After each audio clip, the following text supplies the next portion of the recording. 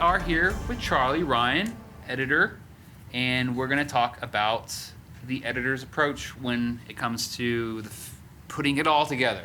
What are the different types of edits that you do? I mean, all kinds. I mean, especially here, like, just everything, I guess. Like there's things that are like documentary style, that are long form. There are things that are really short, like 30 seconds.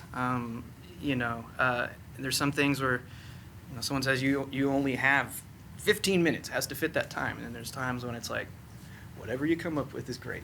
So I don't know. It's like there's all different kinds of styles.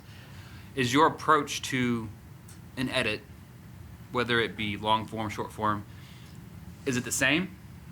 It's not always the same. I mean, it depends on the project. For like interviews and documentary type stuff, I kind of have a method, usually I'll just listen to the entire interview and I'll take notes. There's a marker system, which is really cool in most editing systems, is if there's something that sticks out to you that this might be a part of the story, I can just type a little note and it puts a marker there and I can easily get back to it. I can easily search back to it. You go from sometimes like a 2-hour timeline to like a 5-minute timeline, and then usually there you can start pacing it and finding the music and giving it its rhythm. And at some point too, I've also gone through all the B-roll that was shot. No matter how much of it, or just watch it all and again do like a little marker system and then just start slowly time.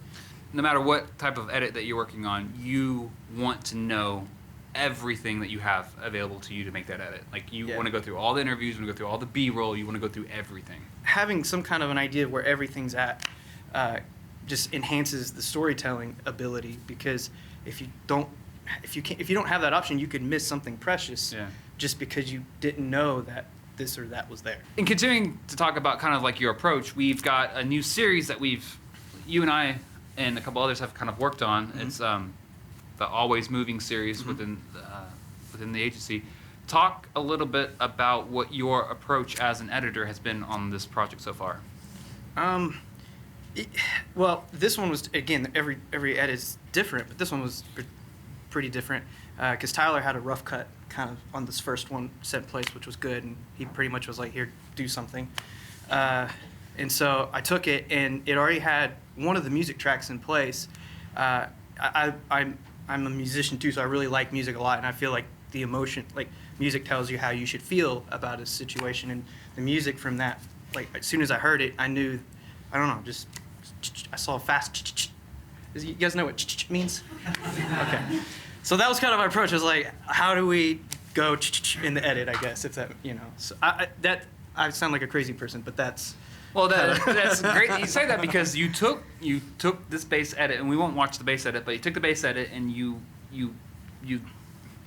had all that media available to you, but you knew that to kind of put it together the way that you wanted to, and that you needed more media to kind of do that effect. And then you kind of, what's great about you actively went out and you contacted Jeannie. You went and you kind of found the media that you needed to kind of. Yeah. To get to kind of put the whole thing together. Yeah. Let's take a watch. The biggest misconception is that we're a traditional advertising agency. I mean, of course, we work in traditional mediums. We still write in print. We still do broadcast television, but a lot of the storytelling we do, no one else is doing this. No one else is like innovating like we are. My general perception of Ackerman before coming here was it had like a certain air of panache, like it definitely felt like a name. I mean, it felt like it belonged in the cadre of names I heard of when I watched Mad Men, those kind of like traditional agencies. So the fictional piece I wrote for AM Insights, it came from a very personal place, obviously. And so I was like, I don't know what else I want to do with this or what I could do with this, but I want other people to read it. And it's honestly the first piece of fiction I've ever had published, so that's kind of exciting to me.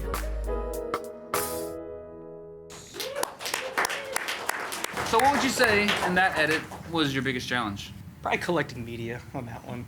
But this one was the first one that you edited. Yeah. So talk. Oh, okay. Sometimes, like in a series. Yeah, the first one is always the difficult one, and I think that the challenge for this one was just discovering the feel and how it's all going to work. The first one is sometimes like a discovery process. There are times, when someone will come in with a script and you're going to work directly exactly what that script says, and then there's times like this where it's quite serendipitous. You just kind of, Discover it. Going back to the example of like sometimes you're given a script and it's exactly that. Do you feel like you have the availability to kind of take a little bit of creative like ownership of it? Yeah, and I think that's the job of an editor. Like a director and a writer can do a really great job of getting it sounding and looking pretty good on paper, and I think that's the beautiful relationship between the editor and director and writer. I think is that like it's a collaboration, and once you do start pulling the selects from the paper, sometimes it works perfect, but other times their inflection was going up when it should have been going down, so it can't be like a resolve at the end of a sentence. So the editor then can either kind of take a creative license to try to make that work, or the creative director. It's I think it's like a back and forth type of thing.